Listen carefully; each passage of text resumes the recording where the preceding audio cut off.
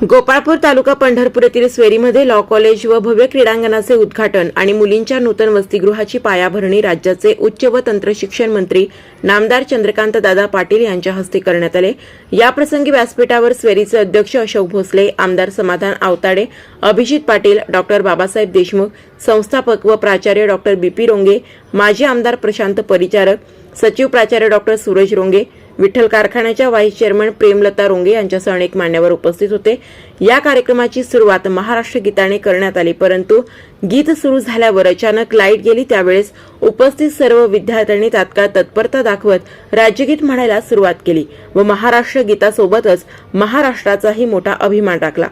विद्यार्थ्यांनी दाखवलेल्या या तत्परतेमुळे उपस्थित मंडळींनी स्वेरीच्या विद्यार्थ्यांच्या शिस्तीचे मोठे कौतुक केले आणि आपसुकच जिल्ह्याच्या शैक्षणिक क्षेत्रामध्ये स्वेरी नेहमीच अव्वल का राहत असते याचे हे मूर्तिमंत ज्वलंत उदाहरण मंत्री चंद्रकांत दादा पाटील यांच्यासह उपस्थित सर्वांनाच पाहावयास मिळाले। स्वेरीच्या विद्यार्थ्यांनी दाखवलेली तत्परता नक्की कशी होती ते पहा।